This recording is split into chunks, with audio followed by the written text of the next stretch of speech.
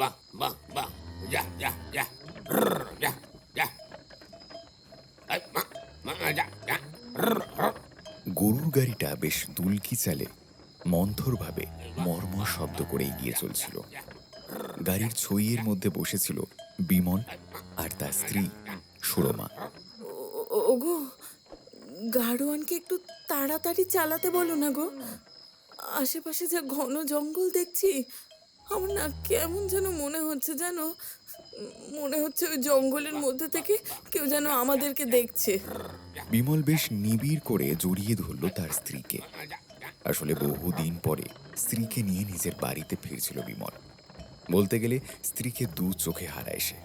তার স্ত্রীর ভয়ের কারণ শুনে মৃদু হেসে সে বলল, আরে ভয় কি হে, তোমার সাথে আমি আছি তো নাকি? দুশ্চিন্তা করো না তো, কোনো বিপদ তোমাকে ছুঁতেও পারবে না। এই যে গারোয়ান ভাই, আর কত দূর গো? আরে আমি তো এই পথটা চিনতেই পারছি না। আগে বাবু, ওই যে গোয়াকটা দেখছেন, ওটা পেরোলেই গ্রামের সীমানায় প্রবেশ করব। যেটুকু পথ বাকি আছে আপনারা একটু ঘুমিয়ে নিন, কেমন? এখনো মেলা পথ বাকি যে। এই চলতে চলতে ধরুন আপনার ওই রাত দ্বিতীয় প্রহর তো লেগে যাবেই। কথাটা শুনে আর কিছু বলতে পারল না বিমল। হঠাৎ করে একটা তীব্র ঝাঁঝালো গন্ধে ছইয়ের ভেতরটা ভরে উঠল। গন্ধটা প্রথম পেল সুরমা। কি বিচ্ছিরি গন্ধ! সে আঁচল দিয়ে নাক ঢাকতে গেল, কিন্তু বুঝতে পারল যে তার হাত দুটো অবশ হয়ে যাচ্ছে। কথা বলতে গেলেই তার জিভ যেন কেমন আড়ষ্ট হয়ে যাচ্ছে। ক্রমাগত ছটফট করছিল সুরমা। এইভাবে চলতে চলতে হঠাৎ যেন চোখের সামনে তার সবকিছু ঝাপসা হয়ে এলো, এবং সেই সময় চোখ বুজে সে জ্ঞান হারিয়ে ফেলল। বিমলও সেই একই তীব্র ঝাঁঝালো গন্ধটা অনুভব করছিল। হুঁশ ফিরতেই তার স্ত্রীকে ওই অবস্থায় দেখে ঘাবড়ে গিয়ে গলা তুলে কথা বলতে গেল, কিন্তু তারও একই অবস্থা হলো। সে ঘোর লাগা অবস্থায় বিমল দেখল গারোয়ান গাড়ি থামিয়ে দিয়েছে, আর কখন যেন সে নেমে এসে ছইয়ের খোলা অংশ ভালো করে বেড়ার বাঁখারি দিয়ে তৈরি কিছু একটা দিয়ে ঢেকে দিচ্ছে। ছইয়ের বাইরে থেকে আসা টুকরো চাঁদের যেটুকু ম্লান আলো ছিল সেটুকুও চলে গেল। বিমল চাইছিল চিৎকার করে সুরমাকে ডাকতে, কিন্তু তার স্নায়ুগুলো যেন বিশ্বাসঘাতকতা করছিল তার সাথে। তীব্র সেই ঝাঁঝালো গন্ধটা এখন আরো ঘন হয়ে বিমলের রন্ধ্রে রন্ধ্রে ঢুকে পড়ছে। সে যেন অনুভব করতে পারছে এটা কোনো সাধারণ গন্ধ নয়, এ এক মারণ নেশা বা কোনো জড়িবুটির ধোঁয়া। গাড়ির চাকা আবার ঘুরতে শুরু করলো, কিন্তু এবার সেই পরিচিত মন্থর গতিতে নয়। বলদ দুটোকে যেন নির্দয়ভাবে চাবুক মারা হচ্ছে। গাড়ির প্রবল ঝাঁকুনিতে বিমলের অচেতন মাথাটা বারবার কাঠের পাটাতনে ঠোক্কর খাচ্ছিল, কিন্তু বেদনা অনুভব করার শক্তিটুকুও যেন হারিয়ে ফেলেছে বিমল। আবছা অন্ধকারে সে শুধু অনুভব করতে পারল সুরমার নিস্পন্দ শরীরটা তার বুকের ওপর এলিয়ে পড়েছে। সুরমার শরীরে সুগন্ধি মাখা চন্দনের ঘ্রাণ ছাপিয়ে এখন সেই বীভৎস উৎকট গন্ধটাই রাজত্ব করছে। বেশ কিছুক্ষণ এইভাবে চলার পর গাড়িটা এক জায়গায় এসে স্থির হলো। ঝিঝি পোকার ডাক ছাপিয়ে অনতি দূর থেকে ভেসে আসছে অদ্ভুত এক অস্পষ্ট মন্ত্রোচ্চারণের শব্দ। গারোয়ান খড়খড় করে ছুঁয়ে সেই বাঁখারিগুলো সরিয়ে দিল। চাঁদের আলো নয়, বরং আগুনের লেলিহান শিকার রক্তিম আভা ছুঁয়ের ভেতরটা উদ্ভাসিত করে তুলল। বিমল তার ঘোর লাগা ঝাপসা চোখে দেখল গারোয়ান আর সেই সাধারণ মানুষটি নেই। তার পরনে এখন টকটকে লাল চিলির কাপড়, কপালে সিঁদুরের মস্ত তিলক আর গলায় হাড়ের মালা।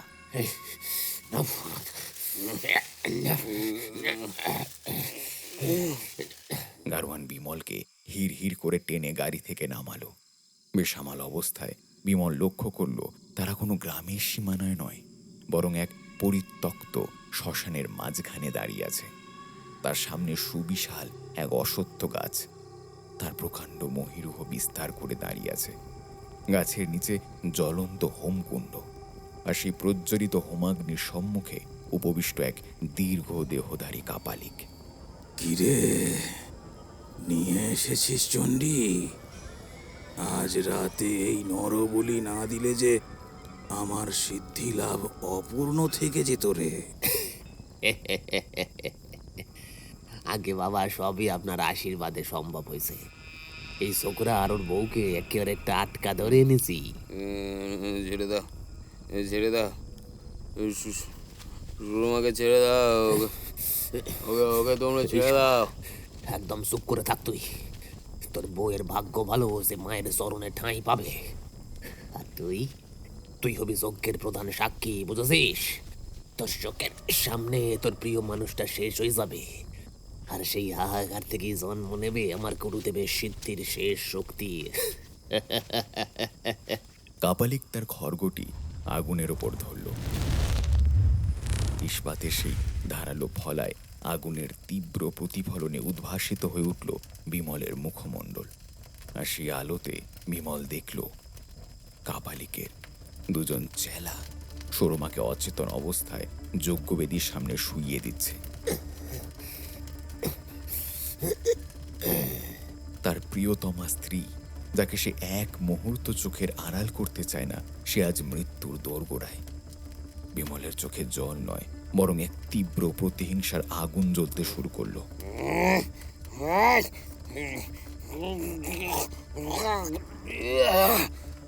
সে অনুভব করলো ভয়ের চরম সীমায় পৌঁছে তার অবশ শরীরে যেন এক অলৌকিক স্পন্দন ফিরে আসছে।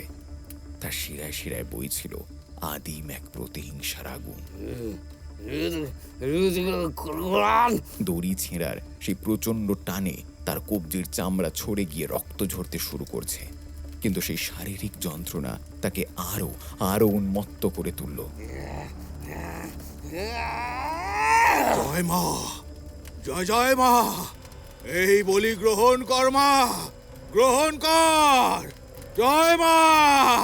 কাপালিকের খানাটা যখন সুরমার গ্রীবা লক্ষ্য করে নিচের দিকে নামতে শুরু করেছে, ঠিক সেই মুহূর্তে বিমল এক অতিমানবিক শক্তিতে কাঠের স্তম্ভ থেকে নিজেকে মুক্ত করে বাঘের মতো ঝাঁপিয়ে পড়ল যজ্ঞবেদীর ওপর। আগুন! এক গগন বিদারক চিৎকারে কেঁপে উঠল শ্মশানের নিস্তব্ধতা। বিমলের সেই অতর্কিত আক্রমণে কাপালিক ডাল সামলাতে না পেরে যজ্ঞকুণ্ডের আগুনের ওপর গিয়ে আছড়ে পড়ল। আগুনের লেলিহান শিখা নিমেষেই তার জটাজুট আর রক্তাম্বরকে গ্রাস করতে শুরু করল। কাপালিকের আর্তনাদ আর যজ্ঞের আগুনের চটচট শব্দ মিলে মিশে এক নারকীয় পরিবেশ তৈরি হল।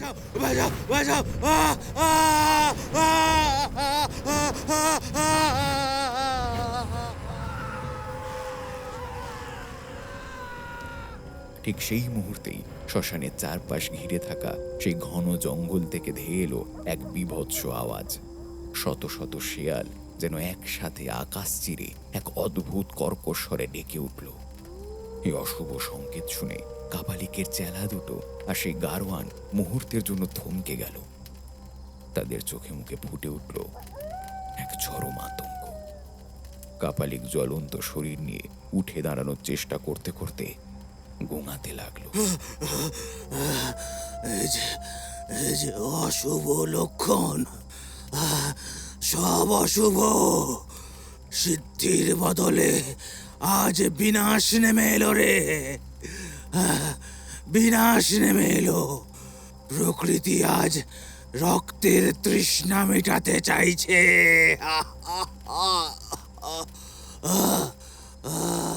গারোয়ান সম্বিত ফিরে পেয়ে কোমরে গোঁজা ধারালো ছুরিটা বের করে বিমলের দিকে তেড়ে এলো। এই বেটা, এই কিন্তু বিমল তখন মৃত্যু ভয়হীন এক অসুর।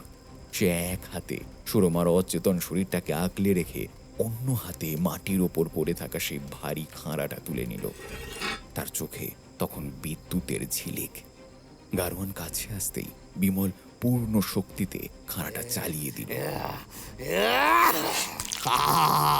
অন্ধকার ভেদ করে ইস্পাতের ঝিলিক, আর তারপর এক বীভৎস ছলাৎ শব্দ। দেহটা ধপাস করে আছড়ে পড়ল শ্মশানের পোড়া মাটিতে।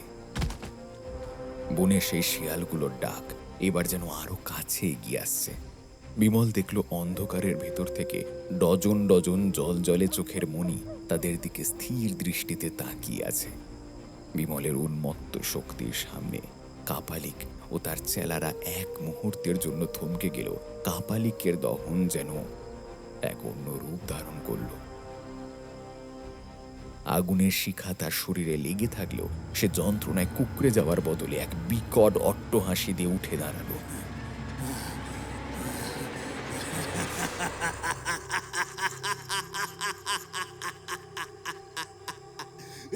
বিমল যখন তার উপর ঝাঁপিয়ে পড়েছিল তখন সে এক অদ্ভুত অনুভূতি পেয়েছিল।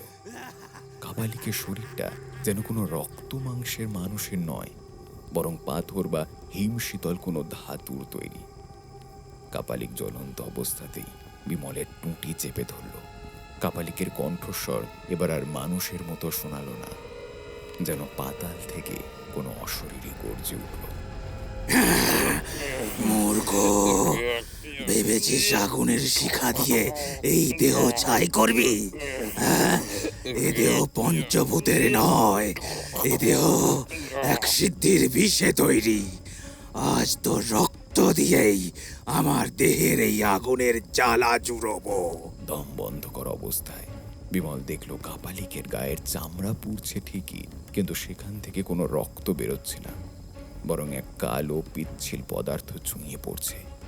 কাপালিক তাকে এক ঝটকায় দূরে ছুঁড়ে ফেলে দিল। আয় শয়তান, আয়, আজ তোদের যজ্ঞের আগুন দিয়েই তোদের চিতার আগুন জ্বালাবো। তোরা মানুষ নস রে, তোরা সাক্ষাৎ জানোয়ারের দল।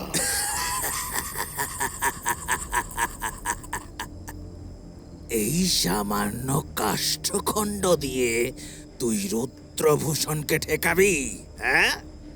ওম আবহায়ামি মুক্তি প্রদায়নি শত্রু বিনাশনাই আগচ্ছ আগচ্ছ। ওম আবহায়ামি মুক্তি প্রদায়নি। কাপালিক রুদ্রভূষণ তখন যজ্ঞকুণ্ডের আগুনের পাশে দাঁড়িয়ে দুহাত তুলে কোনো এক প্রাচীন মন্ত্র উচ্চারণ করছে। তার পুড়ে যাওয়া চামড়া থেকে সেই কালো পিচ্ছিল পদার্থ চুঁইয়ে পড়ছে, যা আগুনের শিখায় পড়ে নীলচে এক ধোঁয়া তৈরি করছে। সে আঙুল উঁচিয়ে যজ্ঞবেদীর দিকে ইশারা করে বলল, জাগো মা, জাগো! সিদ্ধেশ্বরীর চরণে তোর আত্মনিবেদন পূর্ণ কর। যে তোকে পরম গতি থেকে আটকাতে চায় তাকে বিনাশ কর মা, বিনাশ কর। বিমল দেখল পাথরের মূর্তির মতো পড়ে থাকা সুরমার শরীরটা হঠাৎ কেঁপে উঠল। তার বন্ধ চোখের পাতা থরথর করে কাঁপছে। এই সুরমা, সুরমা, সুরমা ওঠো। আমি আমি বিমল, বিমল। সুরমা, সুরমা ওঠো, আমাদের পালাতে হবে। সুরমা, আমাদের পালাতে হবে।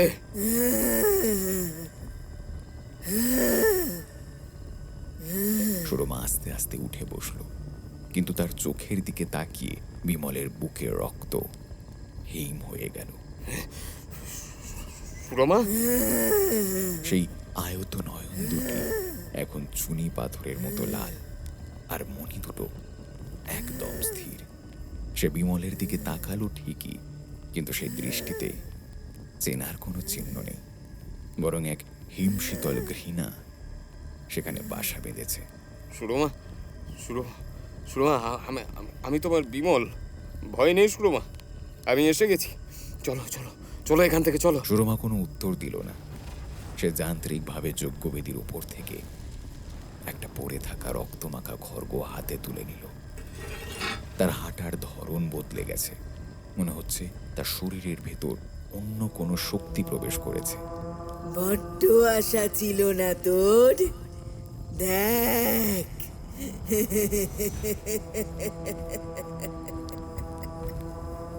যাকে বাঁচাতে এসেছিস সেই এখন তোর জম। সুরমা এক পা করে বিমলের দিকে এগিয়ে আসছে। খড়গটা মাটির ওপর ঘষতে ঘষতে আসছে বলে এক বিকট ধাতব শব্দ হচ্ছে। সুরমা, সুরমা, এ তুমি কি করছো? সুরমা, ভালো করে দেখো আমাকে। আমি বিমল। আমাদের সেই ঘর, সেই স্মৃতি সব ভুলে গেলে? বিনাশ, শত্রুর বিনাশ আমার লক্ষ্য। মায়ের চরণে বলি চাই, বলি বিনাশ। না সুরমা, তুমি এ কথা বলতে পারো না। ওই শয়তান তোমাকে বশ করেছে। ওর চোখের দিকে তাকিও না তুমি সুরমা। বিমল হাত বাড়িয়ে সুরমার কাঁধ ধরতে যেতেই সুরমা অবিশ্বাস্য ক্ষিপ্রতায় খড়গটা চালিয়ে দিল। সুরমা, সুরমা, আমি তোমার স্বামী। তোমার হাত কাঁপছে না সুরমা? স্বামী? কে স্বামী? আমার কেউ নেই। আমি এই শ্মশানের অংশ। আমি রক্ত চাই, রক্ত। সুরমার খড়গের দ্বিতীয় আঘাতটা আসার আগেই বিমল বুঝতে পারল এখানে দাঁড়িয়ে যুক্তি দিয়ে কোনো লাভ হবে না। কাপালিকের তন্ত্রক্রিয়া সুরমার মস্তিষ্ককে অবশ করে দিয়েছে। বিমল নিজের হাতের জ্বলন্ত কাঠটা সজোরে যজ্ঞকুণ্ডের ঘিয়ের হাঁড়ির ওপর মারল। দাউ দাউ করে আগুন জ্বলে উঠতেই এক মুহূর্তের জন্য কাপালিক আর সুরমার মাঝখানে আগুনের দেওয়াল তৈরি হলো। বিমল সেই সুযোগে সুরমার হাত থেকে খড়গটা কেড়ে নেওয়ার চেষ্টা না করে তাকে পেছন থেকে চাপটে ধরল। সুরমা, সুরমা, আমাকে ক্ষমা করো সুরমা। তোমাকে বাঁচানোর আর কোনো পথ নেই সুরমা। সুরমা জানোয়ারের মতো গোঙাতে শুরু করলো। তার শরীরের শক্তি এখন সাধারণ মানুষের চেয়ে অনেক অনেক গুণ বেশি। সে বিমলের হাতে নখ দিয়ে আঁচড় কাটতে লাগলো। বিমল দাঁতে দাঁত চেপে সেই অসহ্য যন্ত্রণা সহ্য করে সুরমাকে কাঁধে তুলে নিল। পালিয়ে কোথায় যাবি রে? এই জঙ্গল আমার আজ্ঞাবহ। এই জঙ্গল আমার আজ্ঞাবহ।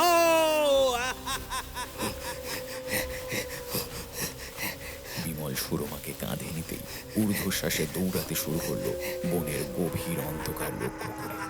পেছন থেকে শেয়ালগুলোর ডাক আর মানুষের পৈশাচিক চিৎকার মিলেমিশে এক নারকীয় পরিবেশ তৈরি করেছে। পালাচ্ছিস কোথায় তুই? হ্যাঁ, এই শ্মশানের মাটি তোর পা টেনে ধরবে।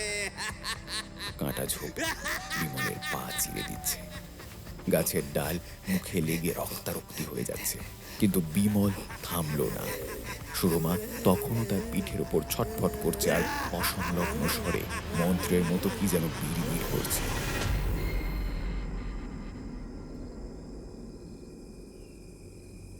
বনের ভেতরটা এখন কুয়াশায় ঢাকা। আলো নেই, শুধু আকাশের ফ্যাকাশে চাঁদটাই একমাত্র ভরসা। প্রায় আধ ঘন্টা পাগলের মতো দৌড়ানোর পর বিমলের দম ফুরিয়ে এলো। বিমল লক্ষ্য করল সামনের ঘন জঙ্গলের ফাঁক দিয়ে এক প্রকাণ্ড লোহার ফটক উঁকি দিচ্ছে, যা মরচে ধরে অর্ধেক ভেঙে পড়েছে। ফটকের ওপাশে দাঁড়িয়ে আছে এক বিশাল অট্টালিকা, এক পরিত্যক্ত জমিদার বাড়ির ধ্বংসাবশেষ। বাড়ির খিলানগুলো ভেঙে পড়েছে অনেকাংশে। আগাছা আর বটগাছের শিকড় দেয়ালগুলোকে অজগরের মতো পেঁচিয়ে ধরেছে। যাক, যাক, এখানে এখানে অন্তত মাথা গুঁজার একটা ঠাঁই পাওয়া যাবে। আমরা হয়তো এখানে এখানে অনেকটাই নিরাপদ। বিমল সুরমাকে নিয়ে ধসে পড়া সদর দরজা দিয়ে ভেতরে প্রবেশ করলো। ভেতরে ভ্যাপসা গন্ধ আর বাদুরের ডানার ঝটপটানি। বড় হলঘরটার মাঝখানে সে সুরমাকে নামিয়ে দিল। সুরমা মাটিতে পড়েই আবার উঠে দাঁড়ানোর চেষ্টা করলো, কিন্তু দীর্ঘক্ষণ কাপালিকের মারণ ক্রিয়ার প্রভাবে তার শরীর এবার বিদ্রোহ করছে। সে টলতে টলতে একটা ভাঙা স্তম্ভের গায়ে হেলান দিয়ে বসে পড়ল। তার চোখের সেই লাল আভাটা এখন একটু ম্লান, কিন্তু দৃষ্টি এখনো ঘোলাটে। জল, একটু জল, খুব তেষ্টা। আগুন, ভেতরে সব জ্বলে যাচ্ছে। জল, একটু জল। একটু শান্ত হও সুরমা। এই নাও, এই নাও, একটু জল খাও। বিমল কাঁপা কাঁপা হাতে সুরমা শুকনো ঠোঁটে কয়েক ফোঁটা জল দিল ঘরের কোনায় পড়ে থাকা একটা পুরনো মাটির কলসি থেকে। জল স্পর্শ করতেই সুরমার সারা শরীর একবার ধনুকের মতো বেঁকে উঠল। তারপর সে নিস্তেজ হয়ে এলো। তার চোখের সেই রক্তাভ আভা এখন অনেকটা স্তিমিত, কিন্তু মুখটা যন্ত্রণায় নীল হয়ে গেছে। বাইরের বাতাসের শব্দে তখনও ভেসে আসছে সেই কাপালিকের পৈশাচিক অট্টহাসির শব্দ, যা ঝিঝি পোকার কলতানকে ছাপিয়ে বিমলের কর্ণকুহরে বারংবার প্রতিধ্বনিত হতে লাগলো। বিমল, তুই ভেবেছিস ওই অভিশপ্ত রাজবাড়িতে ঢুকে রক্ষা পাবি? ওই অট্টালিকার ইট কাঠো রক্ত চায়। বের করে দে ওকে, নইলে তোদের দুজনকে আমি একসাথে বলি দেব। বিমল বুঝতে পারল বাইরে বের হওয়া মানেই সাক্ষাৎ মৃত্যু। সে অন্ধকারেই হন্যে হয়ে ঘরের ভেতরটা খুঁজল আত্মরক্ষার জন্য। ভাঙা স্তম্ভের আড়ালে একটা ভারী লোহার শিকল পড়েছিল, সম্ভবত কোনো বিশাল ঝাড়লণ্ঠন ঝুলানোর জন্য ব্যবহৃত হতো। সেটা সে হাতে তুলে নিল, কিন্তু পরক্ষণেই তার গা ছমছম করে উঠল। এই পরিত্যক্ত জমিদার বাড়ির ভেতর থেকে এক অদ্ভুত শব্দ আসছে। মেঝেতে যেন কেউ ভারী কিছু টেনে নিয়ে যাচ্ছে, আর তার সাথে মিশে আছে নারী কণ্ঠের এক চাপা গোঙানি। সুরমা হঠাৎ বিমলের হাত চেপে ধরল। তার স্পর্শ বরফের মতো ঠান্ডা। সুরমা অস্ফুট স্বরে বলল, ও এখান থেকে পালাও, এ এ বাড়িতে আমরা একা নেই গো। ওই দেখো। বিমল ওপরের দিকে তাকাতেই তার শিরদাঁড়া দিয়ে একটা হিম শীতল স্রোত বয়ে গেল। দোতলার ভাঙা বারান্দার রেলিং ধরে একটা ছায়া মূর্তি দাঁড়িয়ে আছে। ফ্যাকাশে জ্যোৎস্না তার উপর পড়তেই দেখা গেল এক নারী মূর্তি, যার পরনে শতচ্ছিন্ন বেনারসি শাড়ি, কিন্তু গায়ের চামড়া হাড়ের সাথে লেপ্টে আছে। তার চোখ নেই, শুধু দুটো অন্ধকার গর্ত। বাইরে কাপালিকের সেই পৈশাচিক অট্টহাসির শব্দ, আর ভেতরে ওই ছায়া মূর্তি। বিমল বুঝতে পারল সে মাঝপথে আটকে গেছে। একদিকে কাপালিকের তান্ত্রিক মারণ মন্ত্র, আর অন্যদিকে এই অভিশপ্ত বাড়ির অশরীরী বিভীষিকা। বিমল, ওই কাপালিক এ বাড়ির আত্মাদের জাগিয়ে তুলেছে। ওরা আমাদের বাঁচতে দেবে না। হঠাৎ সদর দরজাটা প্রচণ্ড শব্দে ভেঙে পড়ল। কাপালিক হাতে জ্বলন্ত মশাল নিয়ে ভেতরে ঢুকল। কাপালিকের চোখ তখন আগুনের মতো জ্বলছে। আসন সাজানো আছে, শুধু বলিটা যে বাকি রে। কিন্তু কাপালিক 2 পা এগোতেই থমকে গেল। দোতলার সেই ছায়া মূর্তিটি এখন তার ঠিক মাথার উপরে শূন্যে ভাসছে। কাপালিকের হাত থেকে মশালটা খসে পড়ল। তার মুখে সেই দাম্ভিক হাসি নিমেষেই নীল হয়ে গেল। সে অস্ফুট স্বরে বলল, এ কি, তুমি তুমি তো। বিমল দেখল কাপালিক আর তার চেলারা যেন কোনো এক অদৃশ্য শক্তি দ্বারা মেঝের সাথে আটকে গেছে। বাড়ির দেওয়ালগুলো থেকে পলেস্তারা খসে পড়ছে, আর সেখান থেকে কালো ধোঁয়ার মতো অসংখ্য হাত বেরিয়ে আসছে। যারা কাপালিকের আজ্ঞাবহ ছিল, তারাই এখন কালান্তক ভয়ে চিৎকার শুরু করলো। সুরমা বিমলের হাত শক্ত করে ধরল। ওগো ওগো, এটাই সুযোগ। পিছনের দিকের ওই অন্ধকার গলিটা দিয়ে চলো, ওটা দিয়েই হয়তো খিড়কির পুকুরের দিকে বের হওয়া যাবে। চলো। বিমল সুরমাকে প্রায় টেনে নিয়ে সেই গভীর অন্ধকারের দিকে দৌড় দিল। পেছন থেকে শুনতে পেল কাপালিকের শেষ আর্তনাদ। কোনো এক প্রাচীন আক্রোশ যেন কাপালিকের ঘাড় মটকে দেওয়ার শব্দে বিদীর্ণ হয়ে উঠল।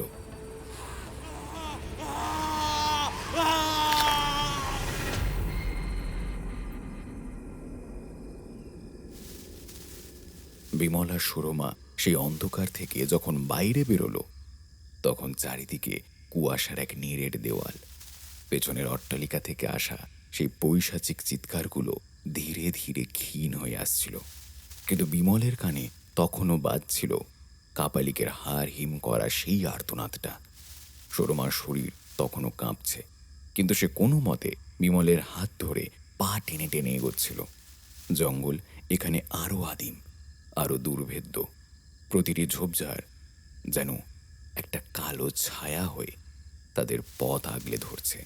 আর একটু শুরু, আর একটু ধৈর্য ধরো, আমরা আমরা প্রায় চলেই এসেছি। বিমল একটু সাহস দেওয়ার চেষ্টা করল সুরমাকে, কিন্তু তার নিজের অবস্থাও সঙ্গীন। গায়ের পাঞ্জাবি ছিঁড়ে ফালি ফালি হয়ে গেছে, পা দিয়ে চুঁয়ে রক্ত পড়ছে, আর ক্লান্তিতে শরীরটা যেন যে কোনো মুহূর্তে ভেঙে পড়তে চাইছে। তারা কতক্ষণ সেই জঙ্গলে দিশেহারা হয়ে ঘুরছিল তার কোনো হিসেব নেই। একসময় পায়ের নিচের কর্কশ মাটি হঠাৎ বদলে গিয়ে নরম ঘাস আর কাদাটে পথে রূপান্তরিত হলো। সামনের ঝোপটা দু হাতে সরিয়ে বিমল দেখল দূরে একটা টিমটিমে আলোর আভা। জঙ্গল এখানে প্রায় শেষ হয়ে এসেছে। সামনে একটা ধূসর প্রান্তর, আর তারপরেই কয়েকটা খড়ের চালের আবছা অবয়ব। অন্ধকার আর কুয়াশার বুক চিরে একটা ছোট্ট গ্রাম দেখা যাচ্ছে। বিমল সুরমাকে প্রায় পাঁজা কোলা করে তুলে নিয়ে সেই আলোর অভিমুখে দৌড়াতে শুরু করলো। প্রতিটি কদম যেন এক একটা সংগ্রাম। গ্রামের মেঠো পথে পা রাখতেই বিমলের মনে হলো তারা জমপুরি থেকে পৃথিবীতে ফিরে এসেছে। গ্রামটা নিঝুম, কোনো সারা শব্দ নেই। হঠাৎই একটু দূরে একটা আলোর বিন্দু নড়াচড়া করতে দেখা গেল। অন্ধকার ভেদ করে কেউ একজন লণ্ঠন হাতে এদিকেই এগিয়ে আসছে। বিমল থমকে দাঁড়িয়ে পড়ল। আতঙ্কে তার বুকটা এখনো ধকধক করছে। লোকটা কি কাপালিকের কোনো লোক, নাকি সেই অভিশপ্ত বাড়ির কোনো মায়া? লণ্ঠনের আলোটা যখন আরো কাছে এলো, দেখা গেল এক বৃদ্ধ মানুষ। পরনে একটা মলিন ধুতি আর গায়ে মোটা চাদর জড়ানো। লোকটা তাদের এই বীভৎস চেহারা দেখে কয়েক পা পিছিয়ে গেল। সুরমার এলোমেলো চুল, ফ্যাকাশে মুখ আর বিমলের সারা শরীরে রক্ত দেখে বৃদ্ধের চোখ কপালে উঠল। তিনি লণ্ঠনটা উঁচিয়ে ধরে জিজ্ঞেস করলেন, কে গো তোমরা? হ্যাঁ, এই অসময়ে অগ্নি শ্মশানের জঙ্গলের দিক থেকে আসছো? ওখানে মানুষ থাকে না, প্রেত থাকে, প্রেত। বিমল আর নিজেকে ধরে রাখতে পারল না। সে ধপাস করে লোকটার পায়ের কাছে বসে পড়ল এবং হাউমাউ করে শিশুর মতো কেঁদে উঠল। সুরমাও ক্লান্তিতে বিমলের পিঠের ওপর বসে পড়ল। আমাদের আমাদের বাঁচান বাবা, আমাদের দয়া করে একটু আশ্রয় দিন। আমরা মানুষ, আমরা আমরা কোনো ভূত টুত নই। ওই জঙ্গলের ভেতরে ওই কাপালিকটা, ও ও আমাদের মেরে ফেলতো। ও সুরমাকে যজ্ঞের বলি দিতে চেয়েছিল। ওরা আমরা আমরা কোনো মতে যমরাজের হাত থেকে পালিয়ে বেরিয়ে এসেছি। ওই অভিশপ্ত রাজবাড়ি, ওই নারকীয় চিৎকার, সব শেষ হয়ে যেত আজ বাবা। বিমলের হিতাহিত জ্ঞান শূন্য অবস্থা দেখে বৃদ্ধ কিছুটা থতমত খেয়ে গেল। সে ঝুঁকে পড়ে বিমলের রক্তমাখা মুখের দিকে তাকালো। বিমলের কান্নায় যে নিখাত প্রাণের ভয় ছিল সেটা লোকটা বুঝতে পারল। বিমল কাঁদতে কাঁদতেই আবার বলল, আমার এই স্ত্রী, আম- আমার আমার এই স্ত্রী সুরমার শরীরটা একদম বিষিয়ে গেছে বাবা। ও চলতে পারছে না। আপনার পায়ে পড়ি বাবা, আজকে রাতটুকুর জন্য একটু মাথা গোঁজার ঠাঁই দিন। কাল সকালেই আমরা চলে যাব। ওরা আমাদের তাড়া করছে। ওখানকার বাতাসটা অপবিত্র, দয়া করুন আমাদের বাবা। বৃদ্ধ লোকটা কিছুক্ষণ চুপ করে থাকলেন। তারপর লম্বা একটা দীর্ঘশ্বাস ফেলে বিমলের কাঁধে হাত রাখলেন। এত বড় বিপদ মাথায় নিয়ে আমার দুয়ারে এসেছো যখন, তখন ফিরিয়ে দেব না। হ্যাঁ, ফিরিয়ে দেব না বাবা। আমি এই গ্রামেরই পাহারাদার, রাত জেগে গ্রামের চৌকিদারি করি। চলো, চলো আমার সাথে, আমার কুঁড়ে ঘরটা পাশেই। কিন্তু মনে রেখো, ওই জঙ্গল থেকে যারা ফেরে তাদের ছায়াও অনেক সময় অভিশপ্ত হয়ে থাকে। বৃদ্ধের লণ্ঠনের সেই কাঁপা কাঁপা আলোয় বিমল সুরমাকে আবার কাঁধে তুলে নিল। গ্রামের নির্জন পথে তাদের ছায়াগুলো যখন দীর্ঘ হয়ে পড়েছিল, বিমল তখন মনে মনে ঈশ্বরের নাম জপছিল। বৃদ্ধের কুঁড়ে ঘরটা গ্রামের এক কোণে, একটা বিশাল অশ্বত্থ গাছের ছায়ায়। বাঁশের চটা আর মাটির দেওয়াল দিয়ে তৈরি ঘরটা বেশ পুরনো, কিন্তু এই মুহূর্তে বিমলের কাছে এটা স্বর্গের চেয়ে কোনো অংশে কম মনে হলো না। বৃদ্ধ ঘরের দরজা খুলে লণ্ঠনটা ভেতরে একটা জায়গায় রাখল। ভেতরে ধনুর একটা তীব্র অথচ প্রশান্তিকর গন্ধ। বৃদ্ধ লোকটি একটা ছেঁড়া শতরঞ্চি মেঝেতে পেতে দিয়ে বললেন, এখানে মা লক্ষ্মীকে শোয়াও বাবা, বড্ড ধকল গেছে শরীরের উপর দিয়ে। বিমল অতি সাবধানে সুরমাকে সেখানে শুইয়ে দিলেন। সুরমার শরীরটা এখন আর ধনুকের মতো বেঁকে নেই, বরং সে এক গভীর তন্দ্রার ঘোরে আচ্ছন্ন। তার কপালে হাত দিয়ে বিমল চমকে উঠল। শরীরটা যেন আগুনের মতো পুড়ছে, কিন্তু সেই আগুনের ভেতরেও সুরমার মুখটা এক অদ্ভুত টকটকে লাল রং ধারণ করেছে। বৃদ্ধ এক ঘটি জল আর একটা পুরনো পাথরের বাটিতে কিছু কালো রঙের ল্যাপ নিয়ে এগিয়ে এলেন। আমি বংশ পরম্পরায় এই গ্রামের চৌকিদারি করি বাবা। আমাদের কাজ শুধু চোর ঠেকানো নয়, এই অগ্নি শ্মশানের জঙ্গলের আপদ বিপদ গুলোকেও নজরে রাখা। আমি জানি ওই কাপালিকের কথা, ও অনেকদিন ধরেই কোনো এক বড় শক্তির সাধনা করছিল। তিনি সুরমার কপালে সেই ভেষজ প্রলেপটা মাখিয়ে দিতে দিতে বললেন, ওর চোখে যে মারণ দৃষ্টি ছিল তার রেশ এখনো কাটেনি। একে জল দিয়ে ধোয়াবে না, এই প্রলেপটা বিষ শুষে নেবে। বিমল ঘরের এক কোণে জড়সড় হয়ে বসেছিল। তার সারা শরীর থরথর করে কাঁপছে।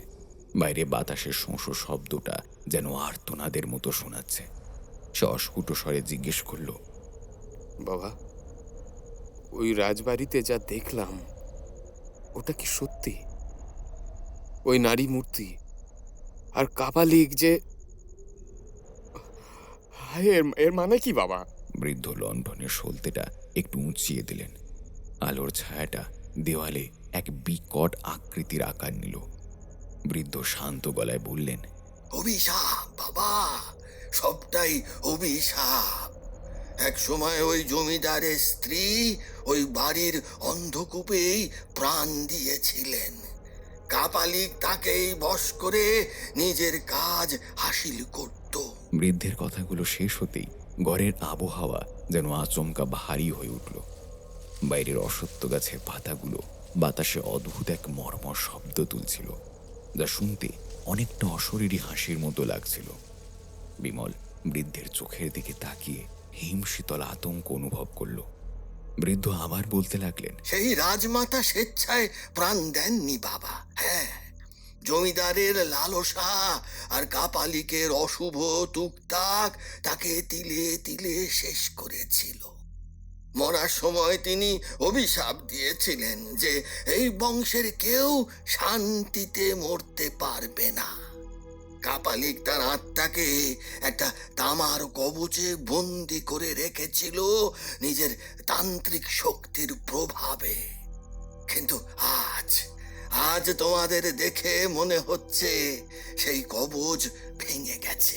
তার মানে ওই অতৃপ্ত আত্মা আজ বন্ধন ভেঙে বেরিয়েছে, আর তার প্রথম শিকার হবে স্বয়ং ওই কাপালিক। বিমলের চোখের সামনে ভেসে উঠল সেই বিভৎস নারী মূর্তি আর সেই কাপালিকের অমানসিক চিৎকার। সে শিউরে উঠে বলল, তাহলে কি এর শেষ হলো বাবা? আমরা কি তবে এখন নিরাপদ? বৃদ্ধ কোনো উত্তর দিলেন না। তিনি ধনুচে থেকে ওঠা ধোঁয়ার দিকে এক দৃষ্টে তাকিয়ে রইলেন। হঠাৎ সুরমা তন্দ্রার ঘড়ি গোঙাতে শুরু করলো। তার ফ্যাকাশে ঠোঁট দুটো নড়ছে, যেন সে কারোর সাথে বিড়বিড় করে কথা বলছে। বিমল ব্যাকুল হয়ে তার পাশে গিয়ে বসল। দেখল সুরমার গায়ের সে অদ্ভুত টকটকে লাল আভাটা এখন ধীরে ধীরে নীলচে হয়ে আসছে। বৃদ্ধ দ্রুত পায়ে সুরমার পাশে এসে বসলেন। তার হাতে সে পুরনো বাটি থেকে আরো কিছু ভেষজ প্রলেপ সুরমার কপালের উপর লেপে দিলেন। বিপদ কাটেনি বাবা। ওই আত্মা যখন মুক্ত হয়েছে তখন সে তার চারপাশের সব প্রাণ শক্তি শুষে নিতে চাইবে। সুরমা ওই যজ্ঞের হাড়ি কাটে মাথা দিয়েছিল। ওর শরীরের রক্তে এখন সেই অশুভ শক্তির ছোঁয়া লেগে আছে। আজ রাতটা যদিও পার করতে পারে তবেই রক্ষা। রাত যত বাড়তে লাগলো, ঘরের ভেতরের পরিবেশ ততই রহস্যময় হয়ে উঠল। বাইরের কুকুরগুলো করুণ সুরে কাঁদতে শুরু করেছে। হঠাৎ মনে হলো কেউ যেন ঘরের মাটির দেওয়ালে নখ দিয়ে আঁচড়াচ্ছে। খস খস শব্দটা ঘরের চারপাশ ঘুরে ঘুরে আসছে। বিমল ভয়ে কাঁপতে কাঁপতে বৃদ্ধের হাত চেপে ধরল। বাবা, বাবা, বাইরে ওটা কিসের শব্দ? কেউ কি আমাদের তাড়া করে এখানেও চলে এলো? বৃদ্ধ লণ্ঠনটা হাতে নিয়ে দরজার কাছে গিয়ে দাঁড়ালেন। তার চোখে এক অদ্ভুত তেজ। তিনি হাতের লাঠিটা সজোরে মাটিতে ঠুকে বললেন, এই করে ঘরের সীমানায় পা রাখার সাধ্য কোনো অপশক্তির নেই। আমি এই মাটির নিচে রক্ষা কবচ পুঁতে রেখেছি।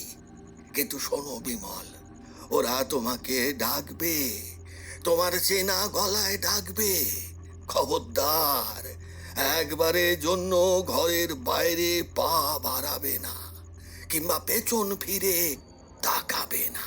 ঠিক সেই মুহূর্তেই বাইরে থেকে একটা অতি পরিচিত কণ্ঠস্বর ভেসে এলো।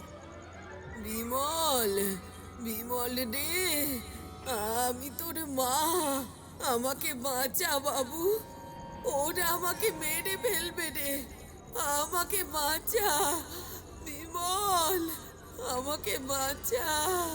বিমলের রক্ত হিম হয়ে গেল। তার মা তো গ্রামে, অনেক দূরে, তাহলে এখানে তার গলা থেকে আসবে?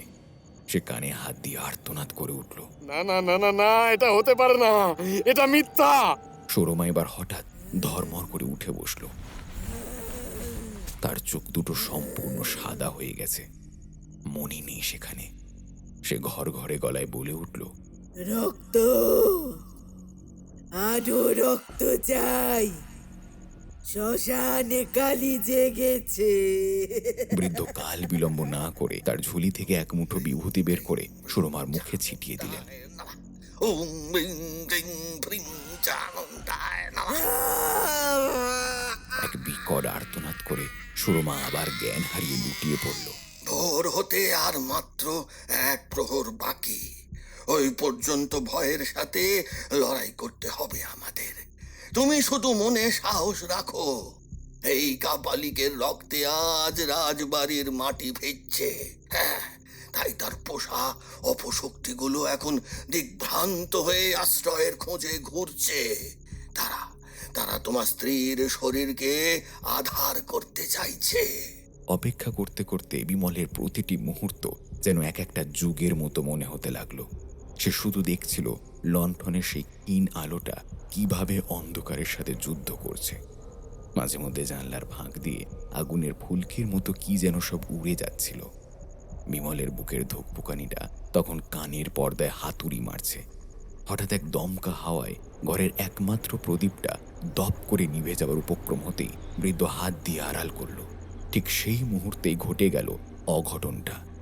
বজ্রপাতের মতো শব্দে কাঠের জানলার পাল্লা দুটো সজোরে খুলে আছড়ে পড়ল দেওয়ালের গায়ে। বাইরে নিকষ কালো অন্ধকার, যেন কোনো অতল গহ্বর হাঁ করে গিলতে আসছে। জানলার গরদের ফাঁক দিয়ে হঠাৎ একটা বীভৎস দৃশ্য দেখে বিমলের চিৎকারটাও গলার কাছেই আটকে গেল। একটা নয়, দুটো নয়, রক্তাক্ত এব্রো খেব্রো কাটা কয়েকটা হাত জানলার ভেতর দিয়ে সাপের মতো কিলবিল করে ঢুকে পড়তে চাইছে। হাতগুলোর নখ অস্বাভাবিক লম্বা আর কুচকুচে কালো। কবজি থেকে টপ টপ করে কালো রক্ত ঝরছে, আর সেই হাতগুলো অন্ধের মতো হাতড়ে কিছু একটা যেন খুঁজছে। বিমল, বিমল, পিছিয়ে এসো, পিছিয়ে এসো। বৃদ্ধের কথা মতো বিমল বিদ্যুৎ বেগে সুরমার অচেতন শরীরটাকে হ্যাঁচকা টেনে সরিয়ে নিয়ে এলো ঘরের এক কোণে। দেওয়ালে পিঠ ঠেকিয়ে সে সুরমাকে এমনভাবে জাপটে ধরল যেন নিজের বুকের পাঁজরের আড়ালে তাকে লুকিয়ে ফেলবে। সুরমার শরীরটা তখন বরফের মতো ঠান্ডা, কিন্তু তার অবিন্যস্ত চুলগুলো যেন জীবন্ত হয়ে বাতাসে দুলছে। বাইরে থেকে তখন শত শত গলার আর্তনাদ ভেসে আসছে।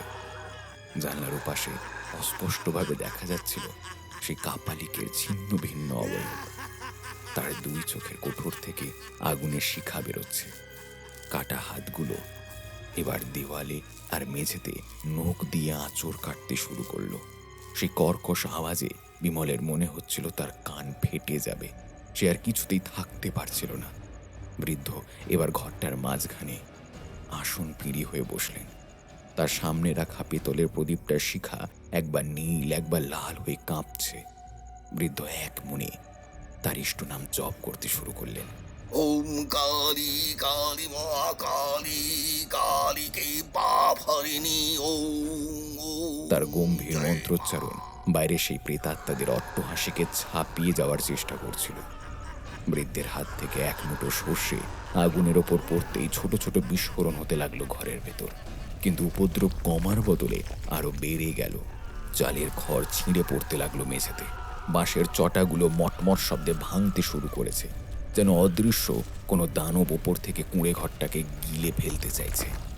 বিমল সুরমার মাথাটা নিজের বুকের মধ্যে চেপে ধরে হাহাকার করে উঠল। ছেড়ে দাও, ছেড়ে দাও, আমাদের দয়া করো, হে ঈশ্বর আমাদের বাঁচাও, বাঁচাও আমাদের ঈশ্বর। বাইরে তখন কাপালিকে সেই ভয়ঙ্কর অট্টহাসি আর বাতাসের শোঁ শব্দ মিলে এক নারকীয় ঐকতান সৃষ্টি হয়েছে। জানলার পাল্লাগুলো আছড়ে পড়ার শব্দ, অশরীরী ছায়াগুলোর ঘরের চারিদিকে তাণ্ডব, আর সেই বৃদ্ধের অবিরাম মন্ত্রপাঠ, সবকিছু মিলে বিমলের মাথার ভেতরে এক প্রবল ঘূর্ণি সৃষ্টি হলো। বৃদ্ধের গলার স্বর এবার অনেক দূর থেকে আসা প্রতিধ্বনির মতো শোনালো। বিমলের চোখের সামনের দৃশ্যগুলো সব ঝাপসা হয়ে আসতে লাগলো। সে দেখল বৃদ্ধের চারদিকে এক উজ্জ্বল জ্যোতির বলয় তৈরি হয়েছে, কিন্তু সে আলোর তীব্রতা সইবার ক্ষমতা তার ছিল না। এক সময় তার হাতের বাঁধন আলগা হয়ে গেল। সুরমার নিথর দেহটা মেঝেতে গড়িয়ে পড়ল। বিমলের চোখের ওপর যেন এক অন্ধকার পর্দা নেমে এলো। চরম ক্লান্তি আর মরণ ভয় যখন অসহনীয় হয়ে উঠল, তখন এক তীব্র যন্ত্রণার পর বিমলের শরীরটা অসাড় হয়ে এলো। সে জ্ঞান হারিয়ে সজোরে মাটির মেঝেতে লুটিয়ে পড়ল। সেই ভয়ঙ্কর রাতের শেষ প্রহরে বৃদ্ধের একাগ্র জপ আর প্রদীপের সেই ক্ষীণ শিখাটুকুই পড়ে রইল ওই অভিশপ্ত অন্ধকারের মুখোমুখি হয়ে। বিমলের যখন জ্ঞান ফিরল, তখন জানলার ফাঁক দিয়ে আসা ভোরের প্রথম আলোটা ঠিক তার মুখের উপর এসে পড়েছে। ঘরের ভেতরটা একদম নিস্তব্ধ। রাতের সেই বিভীষিকা, সে অশরীরী হাহাকার যেন কোনো দুঃস্বপ্নের মতো মিলিয়ে গেছে। বিমল ধর্মর করে উঠে বসল। পাশে সুরমা শুয়ে আছে, তবে তার চোখের সেই সাদা ভাবটা আর নেই। সে শান্তভাবে ঘুমাচ্ছে। তার গায়ে সেই বরফ শীতল ভাবটাও কেটে গেছে। বৃদ্ধ দরজার সামনে ঠায় বসে আছেন। তার হাতের লণ্ঠনটা নিভে গেছে, কিন্তু তার চেহারায় এক অপার্থিব প্রশান্তি। বিমল টলতে টলতে উঠে গিয়ে বৃদ্ধের পায়ের কাছে বসে পড়ল। বিমলের চোখের জল তখন বাঁধ মানছে না। সে ধরা ধরা গলায় বলল, আমরা আমরা কি সত্যিই বেঁচে আছি? ওই ভয়ঙ্কর রাত কি সত্যি শেষ হয়েছে? বৃদ্ধ বিমলের মাথায় হাত রেখে মৃদু হাসলেন। তার কণ্ঠস্বর আজ আরো গম্ভীর, আরো স্নেহময়। আর ভয় নেই বিমল, অন্ধকার যত ঘনই হোক সূর্যের আলোর কাছে তাকে হার মানতেই হয়। হ্যাঁ, ওই কাপালিকার তার প্রেরিত অপশক্তি আজ সকালে ছাই হয়ে মিশে গেছে এই মাটিতেই। কাপালিকের রুদ্রকোপ থেকে তোমরা রক্ষা পেয়েছো। হ্যাঁ, আর কোনো ভয় নেই। সুরমা তখন ধীরে ধীরে চোখ মেলল। সে যেন কিছুই মনে করতে পারছে না। ফ্যাল ফ্যাল করে বিমল আর বৃদ্ধের দিকে তাকিয়ে বলল, ওগো, আমি কোথায়? আমার শরীরটা আমার শরীরটা এত হালকা লাগছে কেন? যেন মনে হচ্ছে কতদিন পর একটা গভীর ঘুম থেকে উঠলাম। বিমল সুরমাকে জড়িয়ে ধরল। বৃদ্ধের দিকে তাকিয়ে বিমল হাত জোর করে বলল, আপনি না থাকলে আজ আমাদের দুজনেরই চিতা জ্বলত। আপনি আমাদের নতুন জীবন দিলেন বাবা। আমি জানি না এই ঋণ আমি কিভাবে শোধ করব। না না না, ঋণ শোধ করার কিছু নেই রে। আমি তো শুধু মাধ্যম। আসলে তোমার ভালোবাসা আর তোমার মনের জোরই সুরমাকে ওই কাপালিকের আধারে পরিণত হওয়া থেকে বাঁচিয়েছে। তবে মনে রাখবে, হ্যাঁ, এই গ্রাম, এই রাজবাড়ির ইতিহাস বড় অভিশপ্ত। যত তাড়াতাড়ি পারো এখান থেকে বেরিয়ে যাও বাবা, হ্যাঁ। আর কখনো পেছন ফিরে তাকাবে না। ওই যে গারোয়ান, সে শুধু শিকার করে লোক ভুলিয়ে তার কাছে নিয়ে আসতো, এবং শুধু তাই নয়, ওই শিকারের রক্ত দিয়েই রাজবাড়ির ওই ছায়া মূর্তি আটকে রাখতো সে। বিমলের বুকটা এখনো ধকধক করছে। বৃদ্ধের মুখে গারোয়ানের স্বরূপ আর কাপালিকের সেই নৃশংস শিকারের কথা শুনে সে শিউরে উঠল। সুরমা বিমলের হাতটা শক্ত করে চেপে ধরল। তার ফর্সা মুখটা আতঙ্কে ফ্যাকাশে হয়ে গেছে। বিমল আড়ষ্ট কণ্ঠে বলল, তার মানে ওই গাড়োয়ান আমাদের পথ দেখাতে আসেনি? সে আমাদের টেনে নিয়ে যাচ্ছিল সাক্ষাৎ মৃত্যুর মুখে। আমার ভাবতেই গায়ে কাঁটা দিচ্ছে বাবা। আর ওই ছায়ামূর্তিগুলো, তারা তারা তারা তারা কি তবে অপঘাতে মৃত মানুষগুলোর আত্মা? কাপালিক তাদের আটকে রেখেছিল রক্ত আর সাধনার লোভে। হায় ঈশ্বর, আমরা কিসের হাত থেকে বেঁচে ফিরলাম? বৃদ্ধ উদাসীনভাবে বাইরের দিগন্তের দিকে তাকিয়ে রইলেন। তার চোখে এক অদ্ভুত গভীরতা, যেন তিনি এই জগতের বাইরের কোনো কিছু দেখছেন। সুরমা এবার ধীরে ধীরে উঠে দাঁড়ালো। তার মন বলছে এই মানুষটি কোনো সাধারণ গ্রাম্য বৃদ্ধ হতে পারে না। গতরাতের সেই প্রলয়ঙ্কর তাণ্ডবে যেখানে বাঘা বাঘা মানুষ জ্ঞান হারাবে, সেখানে এই একা মানুষটি শুধুমাত্র মন্ত্র বলে গোটা সৃষ্টিকে রুখে দিয়েছিলেন। সুরমা হাত জোর করে বলল, আচ্ছা, একটা কথা বলবো? আপনি তো আমাদের প্রাণ বাঁচিয়েছেন, তাই জিজ্ঞাসা করার ধৃষ্টতা করছি।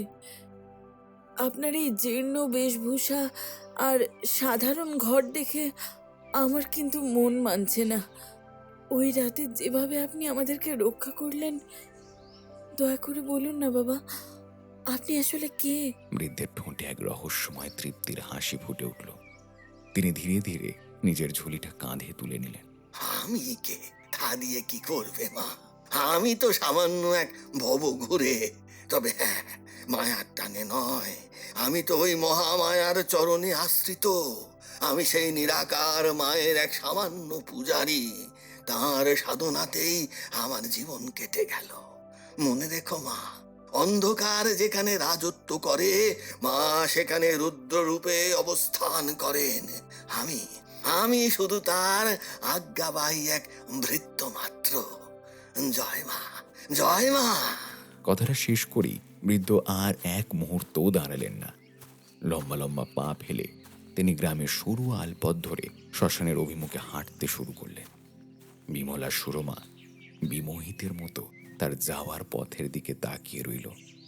ঠিক সেই সময় রাস্তা দিয়ে এক মধ্যবয়সী গ্রাম্য পথিক মাথায় ঝুড়ি নিয়ে যাচ্ছিল।